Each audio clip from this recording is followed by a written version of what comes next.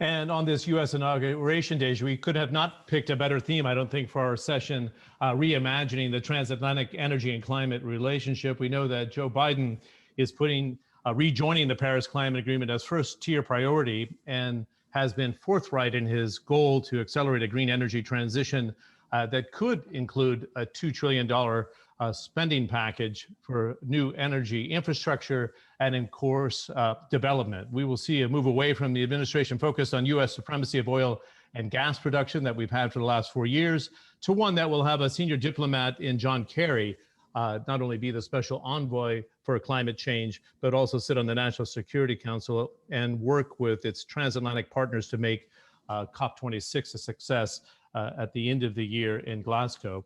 I concluded a year-long series for CNN called the Global Energy Challenge with a special look at how some governments around the world did not let the energy shock triggered by the pandemic go to waste, if you will, and then accelerated their plans to develop programs for net zero by 2050, if not much earlier, and that's been the case on many occasions, with Germany, France, the UK, and Denmark leading that drive in the European Union. We included all four of those in the special that we shot last August to air in September. Extraordinary in that lockdown situation that they could still drive these policies forward. So a couple of key overarching questions to address in our hour together. Can the transatlantic corridor for collaboration be reestablished under a new administration? And do we think that it can set the benchmark for work within the G20 and beyond, of course, for establishing a deeper commitment in the lead up to COP26? We have a fantastic panel. I know everybody likes to say that as they get things started, but this one I can rest assured is both timely on the news front because of what's transpiring in Washington today, but also with the depth of knowledge that we have around the virtual table. Let's welcome the Director General for Energy at the European Commission, Ditte Jørgensen. Ditte, it's great to have you on board. His Excellency Michał Kurtyka is the Minister of Climate and Environment for the Republic of Poland. He's nodding there, and a very familiar face to us at the Atlantic Council, the founding chairman of the Global Energy Center, Ambassador Richard Morningstar. It's great to have all three of you in. Just to lay the groundwork here for our audience, we know that there's a question and answer box on the page here on the device and welcoming you on the platform. It's in the upper right-hand corner. We welcome the Q&A. They'll be fed to me by my smartphone, and we'd love to have you as part of the dialogue. This will last 1 hour in time, and I'm inviting our panelists, of course, to continue a very robust debate after we get through a couple of rounds of questions. I want to start kind of oddly here, just giving one similar question to all three of you, and I'll start with Ditte here. And this is a key question. Is it that easy to reset relations? I noticed that the head of the European Commission, Ursula von der Leyen, didn't waste any time coming right out of the box saying, yes, we need to reset relations. This is our long-term ally in the United States, and climate change and energy policy is going to be right at the top of the agenda. What's your view from the DG, Ditte? Well, thank you very much, first of all, for the invitation to be here today with the Atlantic Council and the Global Energy Forum. It's always interesting and always good conversations. And indeed, as you've said, John, the president of the European Commission, Ursula von der Leyen, was in the European Parliament this morning and spoke about relations with the US and an increased engagement transatlantic, as we have historically seen. Specifically in the area of energy, we have had very close cooperation with the US. The US-EU Energy Council was established in 2009, has met regularly since, and really has been a vehicle for close cooperation and dialogue across the Atlantic on energy issues. And we have had a good dialogue also these last 4 years on a number of energy issues of common interest. Energy security, diversification of supply, some of the global aspects of the liquid global market, LNG, where our imports of LNG from the US have grown manyfold, both as part of our effort to energy security, diversification of supply at competitive prices, and of course from the US side, from the perspective of a producer and an industrial perspective. So very close cooperation on a number of issues, and those are just some of the ones. What we hope to see now is, of course, with the announcement that the US would join the Paris Agreement and would step into to work with us and other partners globally on climate change, well, then there is a much broader common agenda across the Atlantic, and also I think a framework for our cooperation in the energy field that can hopefully help us work even more closely together and really strengthen our cooperation, again, on transatlantic issues, but also in the global context and in the interest of moving forward the climate debate and climate efforts in particular for better results. And to achieve our climate objectives of climate neutrality and lowering emissions, we need the energy sector in particular. I think energy transition is the center of our climate, essentially. Thank you.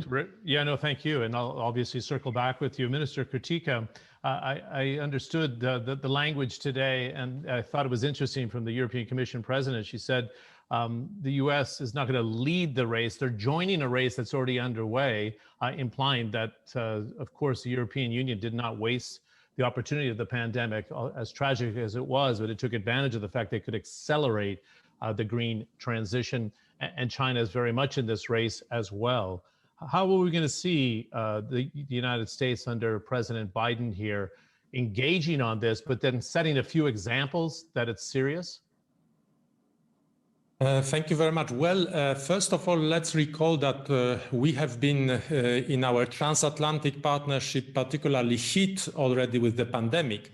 And we are right now together going for climate neutrality because President-elect Joe Biden announced that from the day one, he will rejoin the Paris Agreement. And so we will be on both sides of the Atlantic Ocean going for climate neutrality as soon as possible by 2050. And as you said, John, we just advanced in this regard within European Union, raising to 55% the ambition by 2030 last December.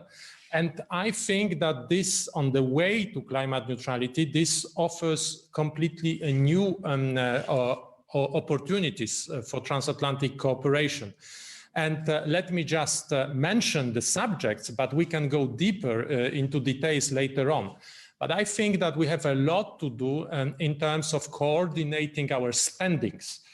This climate neutrality is basically going for capital-intensive technologies. From labor-intensive or resource-intensive economy, we are moving to capital-intensive economy, and we need to speed the post-pandemic, post-recovery fiscal stimulus wisely, especially in terms of coordinating our research in terms of research and development spending. We see Asia, China taking the lead in terms of number of scientific publications, in terms of energy storage, in terms of advanced nuclear reactors. We have to rethink what on the way to climate neutrality in the transatlantic partnership, what it means anymore, energy security, and how we want to tackle this subject together. Okay, thanks very much for that, Minister. Richard, I think it'd be really good for us to delve in right away to some of the challenges in the United States. I talked about a $2 trillion package. That's probably ambitious.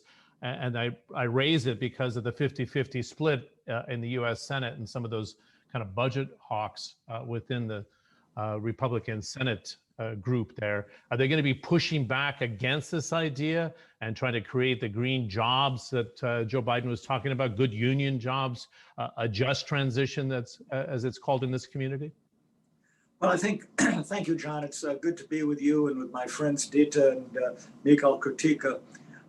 And I agree, by the way, with virtually everything that they've said already. But you raise an important point, and in the context of your first question, yes, I think we can reset, particularly the climate relationship. Overall, the energy relationship has been pretty good in spite of Nord Stream, but it's not going to be perfect, and that there should be high expectations, but not that there won't be, at least some issues or some things that we're going to have to agree upon. With respect to Congress, I think that one of the realities is that from a legislative standpoint, we may not be able to move as quickly as some in Europe would like to see, or that Europe actually moves. It is a 50-50 split. but but a lot of the success legislatively is going to depend on the center, involving a few Republicans, and there are some Democrats that may be not as quite as progressive on the climate end. I think a lot can be done. A lot can be done with respect to a stimulus. There can be a lot done in cooperation between the US and EU, which we can get in more specifically. But there's going to have to be some compromise in the Senate to get legislation passed. And we'll see how much that compromise has to be. So again, high expectations, but it's not going to be perfect. Okay, Ambassador, you brought up Nord Stream, and I was going to bring it up later in the conversation, but let's address it now. How do you think Joe Biden will handle the Nord Stream 2? And I'd love to have Ditte follow up in terms of the importance of not having a partner like that slap sanctions on a very key ally that took a lot of bruises during the last administration. Well, first of all, John, let me make perfectly clear, even though I've been in Democratic administrations, I do not speak for the Biden administration at all for what I'm saying. But I do think in Europe, it's necessary to understand that the Biden administration and President Biden, they're in a difficult situation with respect to Nord Stream. In the abstract world, it would be great if we could reach some kind of compromise which guaranteed European energy security, which protected the rights of Ukraine and the like. Maybe difficult to reach such a compromise, but maybe not totally impossible. On the other hand, the administration, which is clearly Vice President Biden, or now in a few hours, President Biden, has opposed Nord Stream, does not think Nord Stream is a good idea. Tony Blinken said that yesterday in his confirmation hearings. But it would be very difficult right now, I think, for the Biden administration to remove sanctions or go against the wishes of Congress. It's important, I think, that the administration not look weak on Russia right now in light of the Navalny arrest, in light of the cyber attack and so forth, and in light of the huge bipartisan support for sanctions. So I think it will be difficult to move. The only thing that I could suggest at this point, which might bring about some light at the end of the tunnel, is if the project were postponed for a significant period of time, that would allow for consultations between the US, the EU, Germany, Poland, Ukraine, other interested countries, to see if it's at all possible to come to some kind of agreement while the project is being postponed. But one thing that I would absolutely emphasize, yes, the Biden administration is in a difficult situation. That has to be understood. This issue, whatever happens, should not interfere with all of the critically important things that are on the US-European agenda. There's too much that's important that has to be accomplished, whether it's in climate or in any number of other significant areas, Iran, trade, and the like. We could go on and on. So I would emphasize that. Okay, as you know, and we see this here even in the Middle East, usually it's oil and gas. And I could use the example of Qatar when they had the economic embargo against Qatar for the three and a half years. They leave oil and gas off the table. And I was going to present that question to the Director General. It's not anybody's business to interrupt European Union decisions if they want the natural gas for their continent and they think it's energy security. They brought US LNG into the mix. Shouldn't they just butt out, Ditte? Well, I think a couple of general points, John, and thank you very much, Ambassador and Richard, for your points of this an interesting perspective. Now, first of all, I think when it comes to sanctions, I think you know the European position well. We think, first of all, that working together to have coordinated approaches when these issues arise is always better. We can be stronger when we have sanctions coordinated, for example. You will probably also know that we are very concerned with extraterritorial sanctions, unilateral sanctions, that would interfere with the legitimate right of European companies to do business on European soil. So I want to make that position of principle very clear. It is an important part of the conversation, and one that I think is important to set out. When it comes to Nord Stream 2 specifically, as you know, it's not an EU project. It's not a European project. If you look at energy security, energy supply, we don't actually need Nord Stream 2. We have we've invested very significantly in our infrastructure over the last decade, following the gas crisis in 2009, exactly to make sure that we are not dependent on one supplier or a couple of suppliers, but really to diversify, including with the help of US LNG. And so we don't need that additional pipeline or that additional capacity there from a European energy security perspective. So the construction of Nord Stream 2 is in a way not an EU concern or an issue. There are decisions for the national authorities, obviously within the European Union regulatory framework. And then, of course, there are decisions for the entities that are involved. But again, it's their decisions and not ours. So I think it's quite important to have that framing right when we look at the future of Nord Stream 2. And that's the European position or starting point that I thought it useful to set out. As I said, the national authorities in taking decisions on this will have to respect, of course, the European regulatory framework, where I think we have clarified provisions over the last years, and that provides a healthy framework that aligns with our internal energy market and the need for open competition in that market for the best possible prices and energy security. And we, of course, follow that closely, but that's our role in this at this point in time. Thank you. Okay, good. Minister Kurtyka, do you see it as a vital issue, Nord Stream yourself, or is Poland focused on entire other priorities at this stage? You should suggest that it shouldn't be something that serves as a fissure in US-EU relations.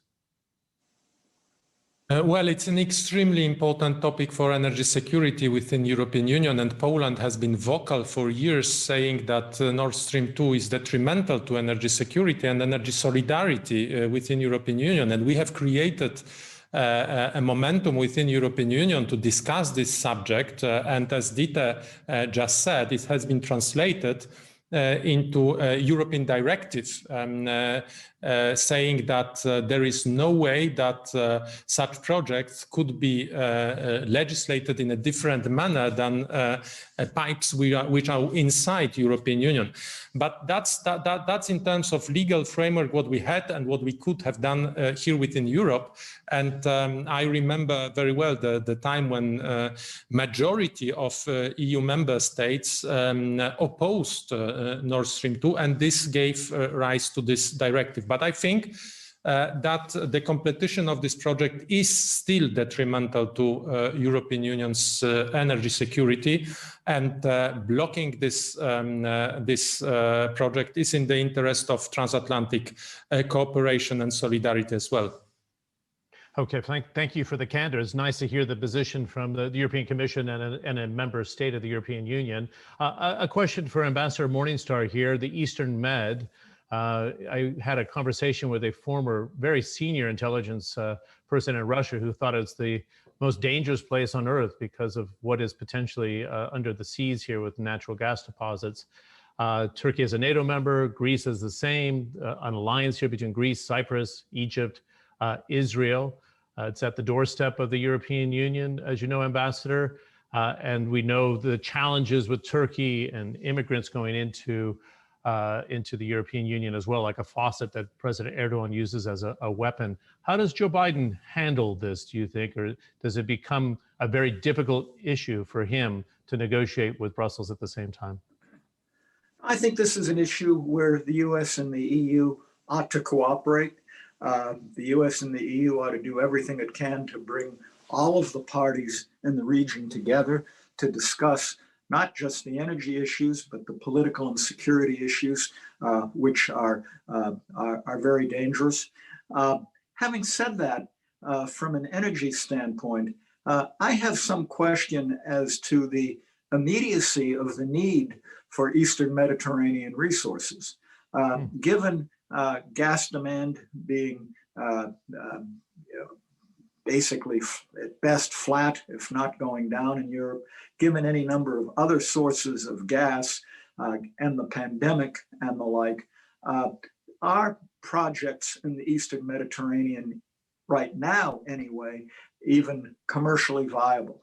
And does it make sense? Would major companies, for example, today enter into building pipelines? Of course, there's gas going to Egypt, which can go on into the Middle East, and that's going to be important. But as far as getting gas to Europe, so I do think that there is a hiatus period before there'd be a real push to develop projects from a commercial standpoint. And maybe now is a time that the US and EU can work together to try to bring all the parties together, including all of Greece, Cyprus, and Turkey, as well as any number of other nations, to begin to solve some of these political obstacles that exist in the region.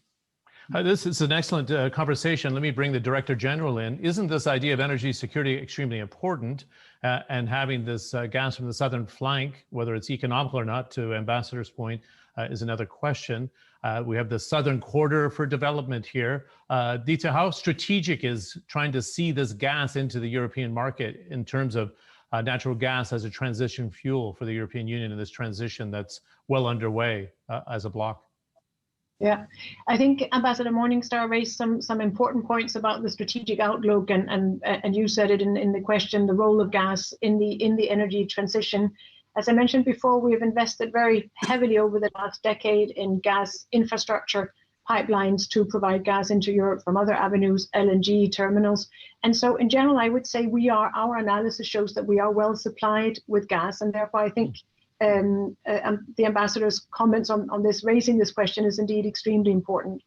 What we are doing concretely to address it within Europe is that we are reviewing our infrastructure legislation. We've got a framework that allows us to provide support for necessary cross-border infrastructure, and we're there shifting the attention from fossil fuels, from gas, into electrification and greener energy sources, so as to align our infrastructure investment and planning with the European Green Deal and our climate objectives. So that's the overall context within which we're working in Europe. What we see in the field of gas is that with the investments that have been made, as I said, we are well covered. The East Med is a particular interest, the proximity, the region. There are a number of reasons why this is potentially an interesting project. And the question, I think, is it a commercially driven project, as the ambassador has said? Does it make sense? Is there a commercial interest in investing in this? The support we have given to the specific project is to look at studies around viability, to have a better understanding of the potential projects. But that's the stage it is at now. So potentially an interesting project, but as the ambassador has said, it needs to be seen in this broader context of the energy transition and the progress already made for energy security. You also mentioned the security aspects of this, which is of course extremely important, and important for some of our member states. So clearly an issue that we are engaged in, that has been discussed among heads of state and government in Europe, and something where we are looking forward to engaging. We need to address this and to address it together. Okay, thanks very much for that. Minister Kurtyka, I'd love to get your thoughts on something that the Director General is going to talk and answer to after I pose this question to you, that no country is left behind, but I see you have a major role for coal and electricity supplies here, still hovering around 70%, although it has been dropping over the last several years. Is there an understanding that Poland is unique because it has those coal supplies? And what does that mean for your accelerating the transition here to the 2050 targets? How do you balance the two of those supplies, but still trying to be a good global citizen, good European citizen when it comes to the transition?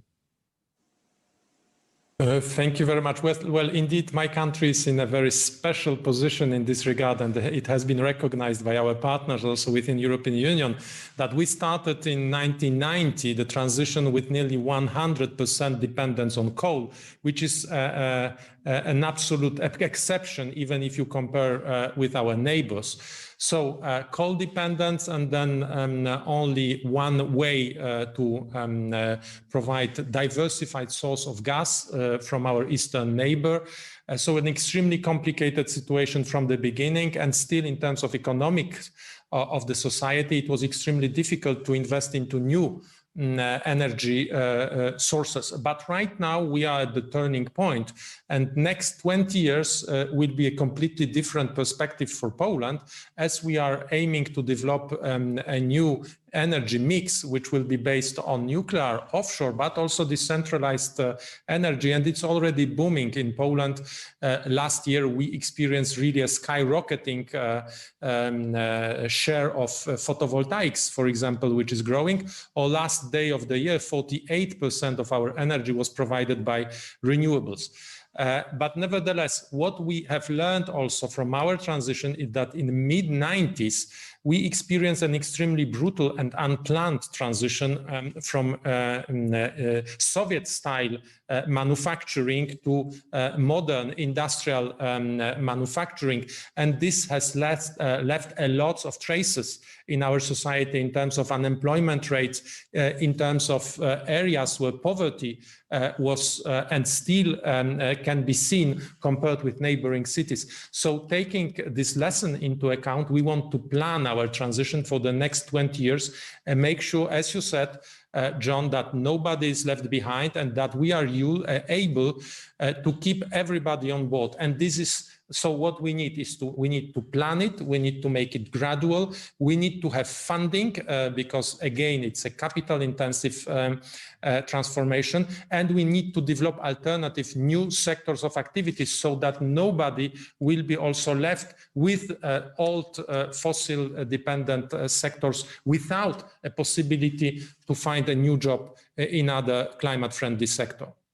Good. Do you think the private sector, Ditte, in Europe is going to set the example? If I look at the European IOCs, which are becoming energy companies, not just oil and gas companies, we have 6 that I've counted that have committed to net zero by 2050. I did that same comparison in the United States, and I think it was just 2 of the majors. Can this be the pop-out moment for the European Union where the energy companies are really in lockstep with Brussels at this stage? I think so, John. I think what we've been seeing over the last few years is a significant growth in investment into renewable energy, even as the energy market as a whole has been slowing down this past year because of the pandemic and the confinements. We've actually seen an increase in investment into renewable energy across Europe. We've also seen, as you mentioned, a number of the companies that are going green, so to say. And if you look at the top 100 of companies in green technology, you've got close to half of them being European companies. So there's a very strong industrial base, and I think a competitiveness in Europe, and a strong interest, a united interest in going to climate neutrality, starting with the 55% reduction of emissions in 2030 that our heads of state and government have agreed. I think in building the Green Deal as a climate strategy, but also as a growth strategy, we are really combining the two and helping to create opportunities for European industry. Minister Kurtyka, Michał mentioned the changes in Poland. You've got some very ambitious planning on renewable energy indeed. And I think if you look at the industrial side of this, if you imagine a map of Europe relating to, for example, the wind energy supply chain, you will see that virtually all European countries have jobs, production, small and medium-sized enterprises, growth potential and investment linked to this specific value chain or supply chain, and that's just one of them. And you will see the same in other green technology sectors. So real interest there from the side of industry. And the other thing we have seen, and that's more on the consumption side than on the energy sector as such, is that some of the large energy consumers, some of the energy-intensive industries, steel, for example, are themselves taking a step into producing green steel by linking the steel plant directly to green hydrogen production or to renewable energy production as their energy source. So quite a significant shift there also on the consumption side and in the traditional energy intensive industries. So the short answer to your question is yes, I do see an engagement from industry as well, both the energy sector and industrial sectors as well. Thank you. Richard, you know what it's like on Wall Street, money talks. And we saw this moment in 2020 where we saw the collapse of ExxonMobil's market cap vis-a-vis a Next Era, which is a pure play renewable company. Is this what's going to drive that transition? We had a president for 4 years going, we're at 13 million barrels a day. We're #1 in the world. We're exporting LNG. And that was the narrative that will shift not only from a policy standpoint from Joe Biden, but I think Wall Street's suggesting it's time to move on. Yeah, absolutely. And I think your original question to Ditte Jørgensen and your follow-up question really is important. It is imperative that the private sector be involved in the energy transition, not just from a green technology standpoint, but also the large energy companies, the large oil and gas companies, and that it's in their self-interest to be involved because, and they understand that, I think, because the world is changing. It doesn't do any good, I think, for some who tend to demonize these companies. We have to look at them being, those companies being part of the solution, and the companies, the private sector need to be part of the cooperation between the United States and the EU, for example. One of the important issues is determining standards and monitoring of methane emissions, and it can't be done without private company involvement. If gas is going to be a major transition fuel, which I think it can for the foreseeable future, steps need to be taken to decarbonize gas from the production standpoint right through to the end user. That can only be done with the private sector.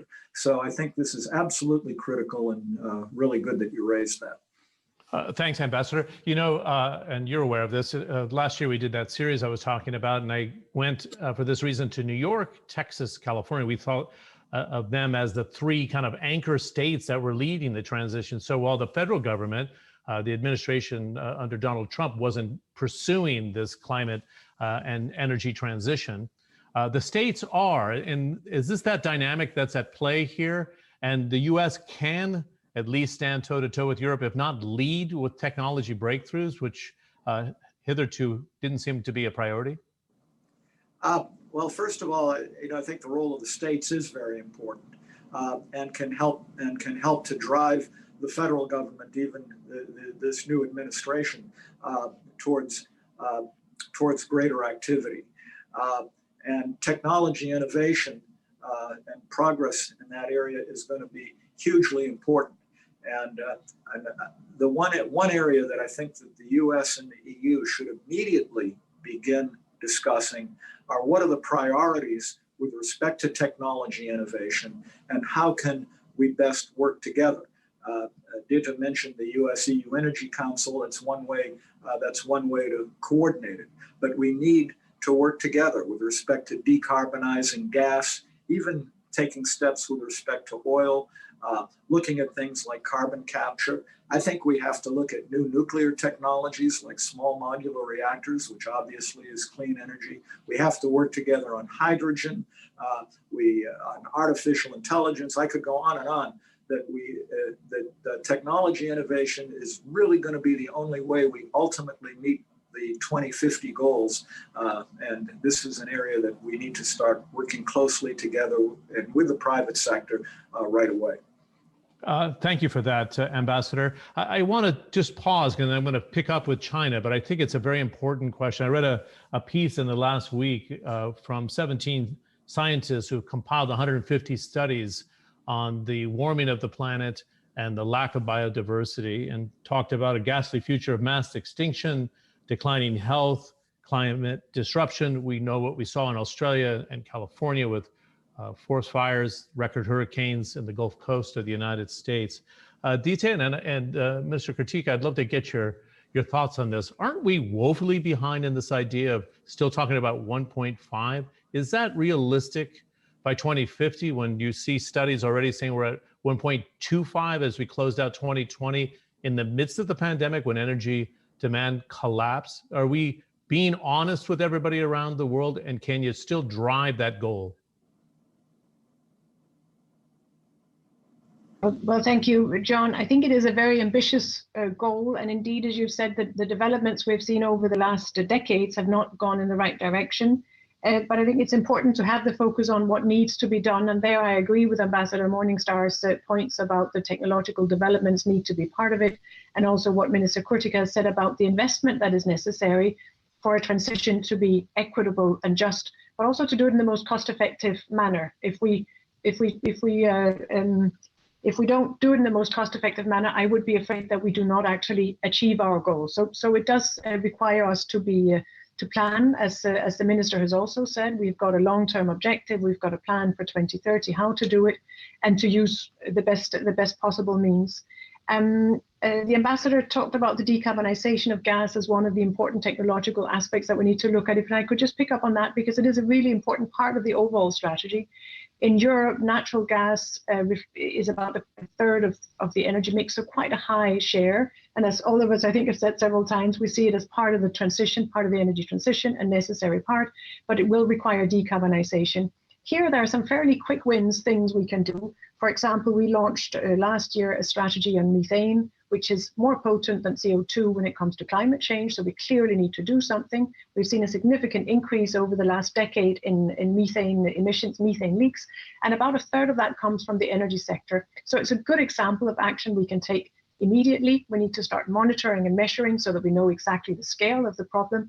And then we need to work together, Transatlantic, as a producer and a consumer respectively, and of course with industry, to put in place the necessary mechanisms to do something. And I think it's one example both of an area for potential transatlantic cooperation, an area that involves industry as well, and an area where we can do something quickly to help address the dramatic climate situation that you rightly referred to.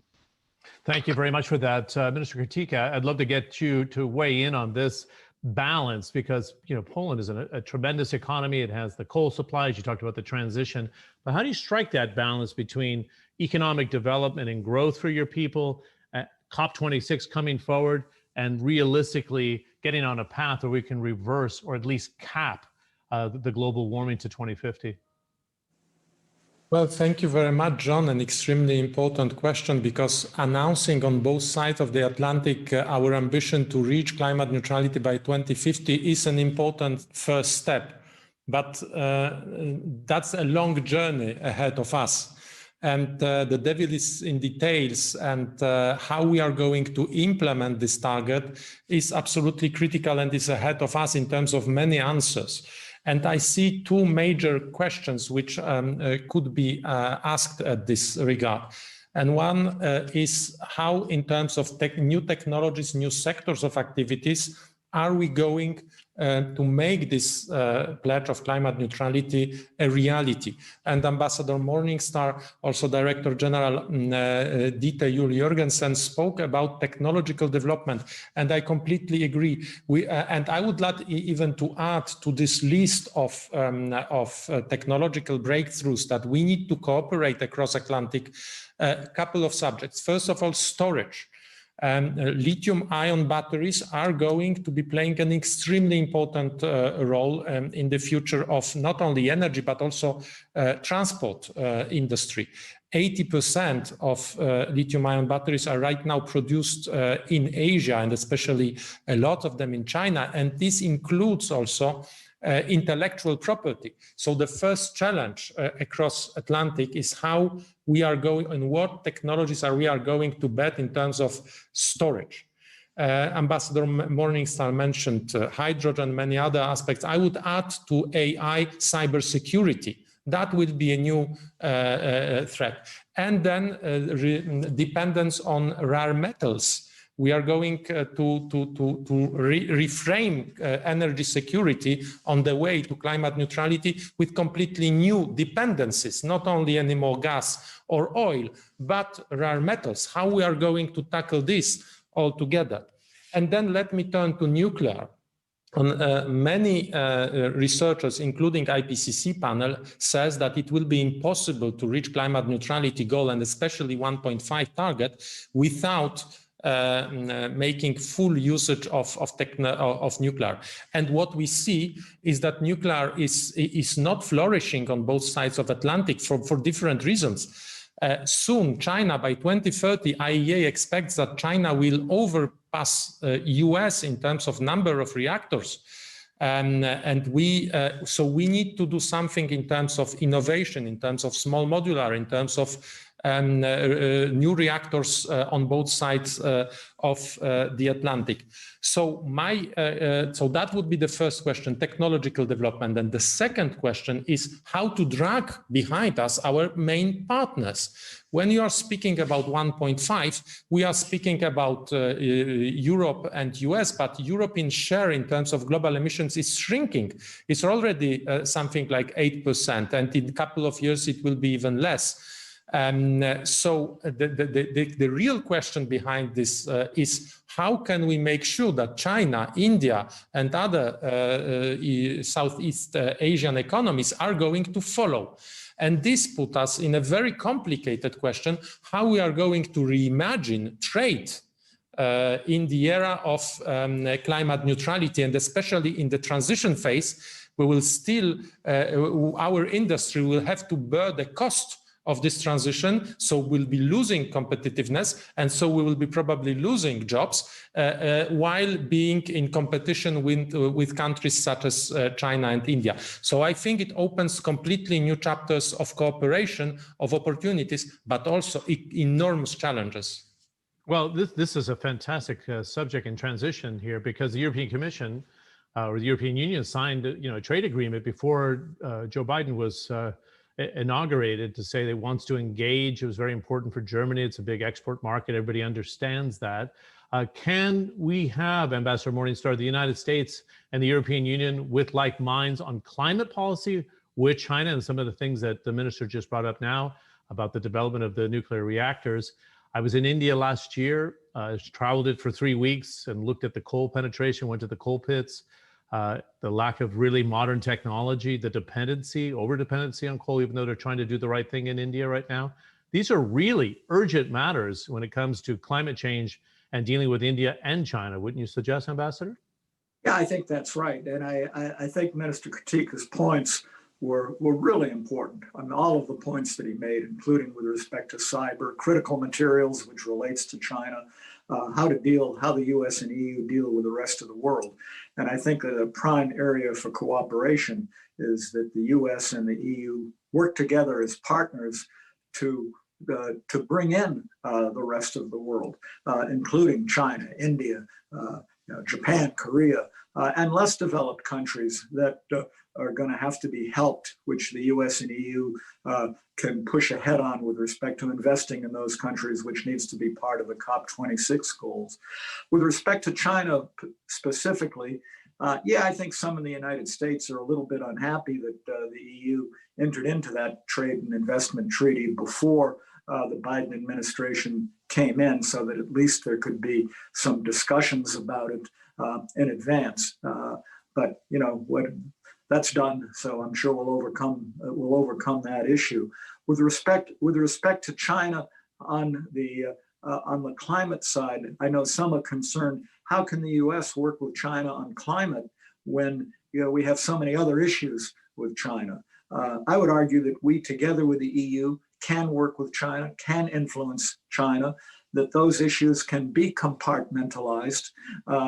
We compartmentalized with issues with Russia for the last, since the end of World War II. There can be issues in the South China Sea at the same time that we're talking about climate, and that China is going to do what's in its interest. So if it feels that it is in its interest to work on some of these climate issues, then there will be openings for the US and the EU to work together. And I think by working together, we have a better chance of leveraging China to recognize that it's in its interest to be dealing with these issues. Director General, with that commitment on the trade front, which is not your portfolio, so in fairness, I'm asking you for a little bit of a stretch. Can the European Union, the European Commission serve as a bridge on climate change policy with that engagement on the trade front, that the two go hand in hand, that it actually helps in the dialogue with the United States to reset relations with Beijing? Well, I think that's an interesting perspective on it. The agreement we have negotiated with China is around investment. It's not a broad trade agreement. It's an investment-focused agreement. And I think there's a strong interest globally in that, because we really, it's a modern version of an investment agreement. It has a broader scope and also covers sustainable development related issues. So really opens up for cooperation there. And I think that should be in a common interest to do that. So yes, I think it does open new perspectives. More generally on the trade side, I think some important points have been made. I think on the competitiveness aspect that the minister raised in particular, what our analysis shows is that there's actually a competitiveness gain in the green transition. Of course, more in some technologies than in others, but we do see a great opportunity for growth, green jobs, as has also been discussed earlier today. So I think it's quite important to keep that nuanced understanding of the trade impact of what we do on the climate side of things. I think there's a potential for growth and increase both trade and investment in related sectors. At the same time, I think the two agendas have to go together. I think we need to have close transatlantic cooperation, both on trade and climate, and try to look at, well, what are the benefits of these two agendas? Where are our common interests in the field of technology? And I think the minister has mentioned a number of specific areas that we need to look at: batteries, access to critical raw materials, hydrogen, cybersecurity. All those aspects need to be part of that broader conversation and are relevant both for the trade and climate agenda. Thank you. Good. Ambassador Morningstar, I'd love to get your thoughts on this. Is this the next century that it's kind of the rise of China? President Obama recognized the rise of China and the tilt to Asia with the growth that it does drive. And this, in a sense, helped President Trump, because he was saying, let's make America great again. It can stand on its very own. How do you think the Biden administration will handle the nuance of that language around China? He can't be soft, but he has to engage. The European Union has to do the same. What are your thoughts on this? Well, first of all, let me say that I'm not even a little bit a China expert, but I can give my views. I think that the new administration has to take a relook at the China relationship. I think we have to determine what areas can we work together on, where can we cooperate. Is climate one of those areas?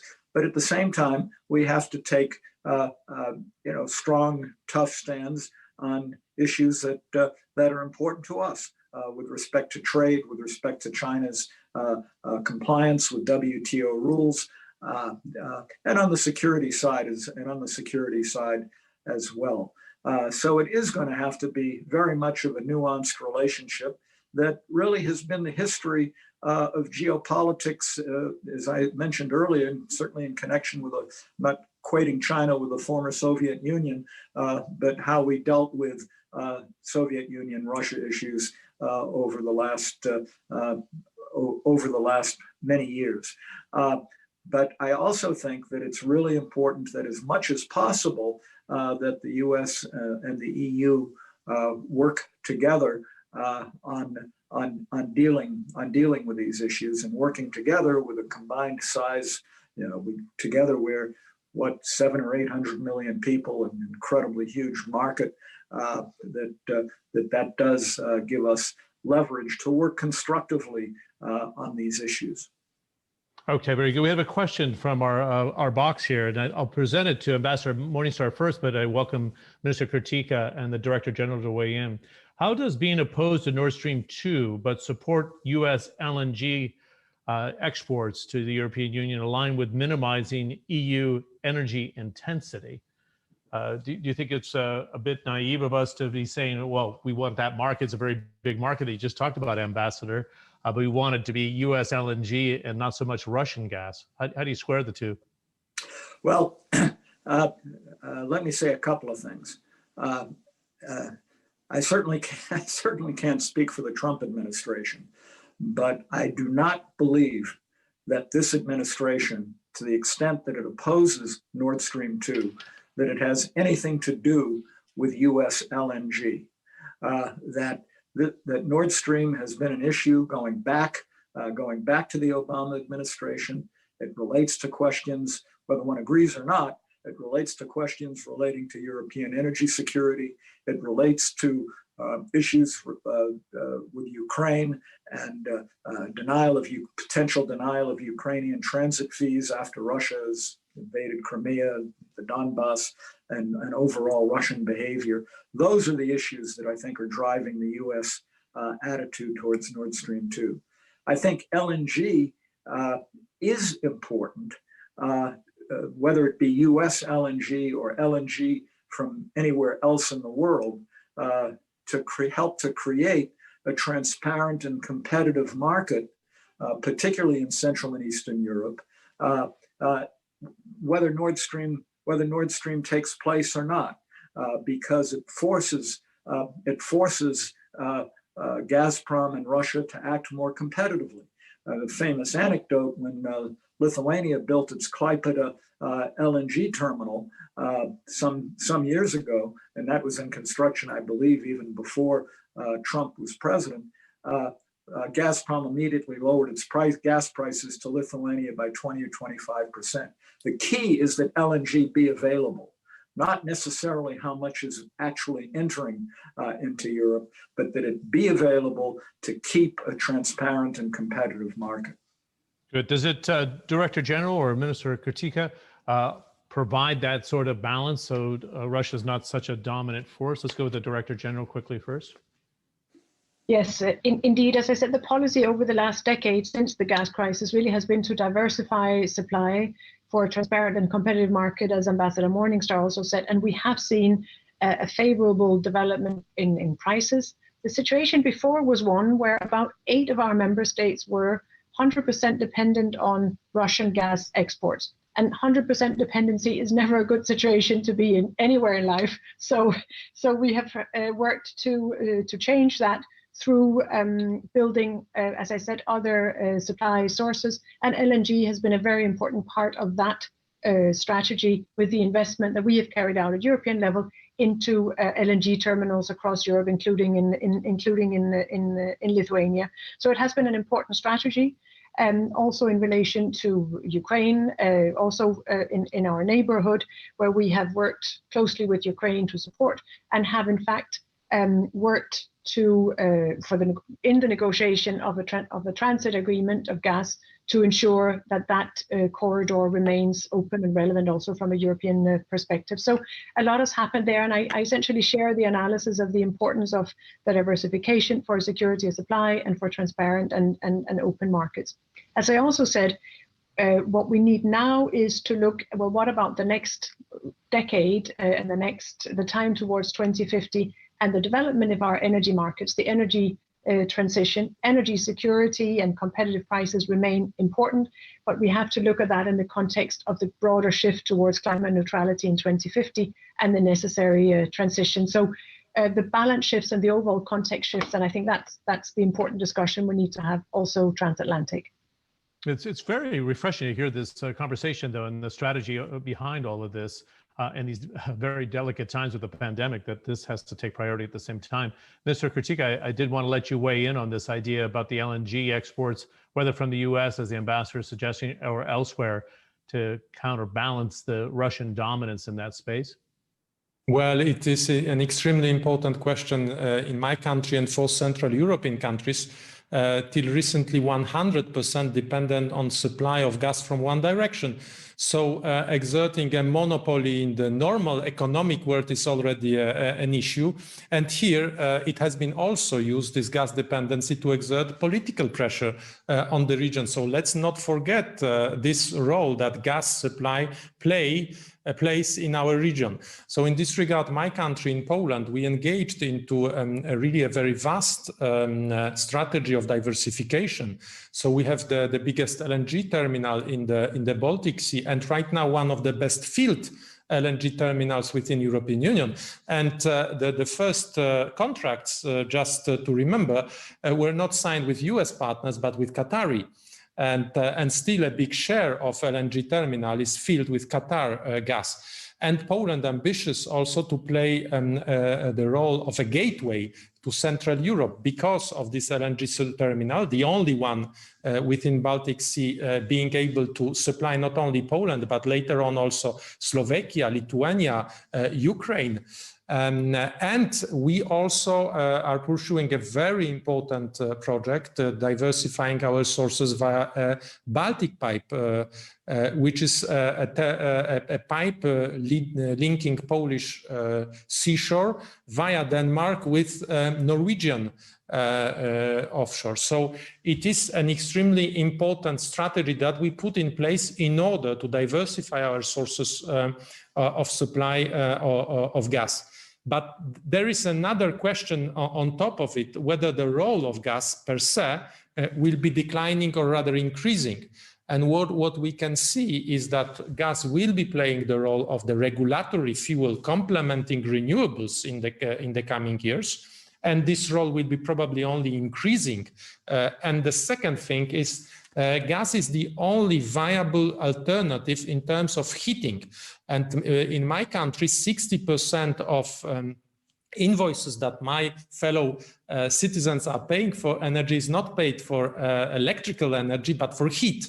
And so when we want to diversify from coal, we need to have a viable technologically and economically alternative. The only one is gas. So the role of gas will be, because of these two elements, will be increasing in Central Europe, certainly. Okay, we have just 2 minutes left, and I'm just going to ask the Director General and Ambassador Morningstar, after that great comment there by Minister Kurtyka, 30 seconds each on your excitement or worries about COP26. We have a short window of time with the new administration in Washington. Can the EU and the US really make this a success by weighing in jointly? Director General? Well, thank you very much for that last question. I think we have all eyes on COP26 and investing heavily in making that a success. And I think your point is exactly right. In order to make it a success, we need transatlantic cooperation. What my professional experience has taught me is that when we have important global challenges or important common challenges, we always make best progress when we work together across the Atlantic towards common objectives. So even if there are some aspects where we don't have exactly the same approach, there is a lot of scope for cooperation towards COP26. From the side of the European Union, as I've mentioned, we have the Green Deal, we have our work towards 55% reduction in 2030. And so I think we're bringing both clear objectives, but also very clear instruments, including investment and funding, to the table. And I hope that can help make a success of COP26. Thank you. Thanks for that, Ditte.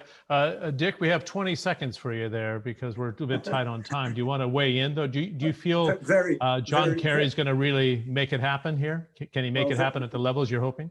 Very briefly. I think it's exciting that minutes after the inauguration, the new president will sign an executive order to rejoin Paris. I'll repeat or emphasize what Ditte Jørgensen said, that yes, we need to agree on goals. We need to sit down very quickly to determine what our goals are for COP26. And I think the pushing other countries to reach climate reduction goals and to look at issues relating to investment to help those countries along are going to be critically important, as well as working with all of the other developed countries like China, Japan, Korea, India, and the like. We need to work together. Great. Thanks for the directness on that from both of you on the COP26. Ditte Jørgensen, the Director General for Energy at the European Commission, His Excellency Michał Kurtyka, the Minister from Poland for Climate and Environment, and Ambassador Richard Morningstar, the founder of the Global Energy Center at the Atlantic Council. It's been a real pleasure, and thank you for taking such a robust approach to such an important issue. Thank you very much, John, and to the rest of the panel. Thank you very much.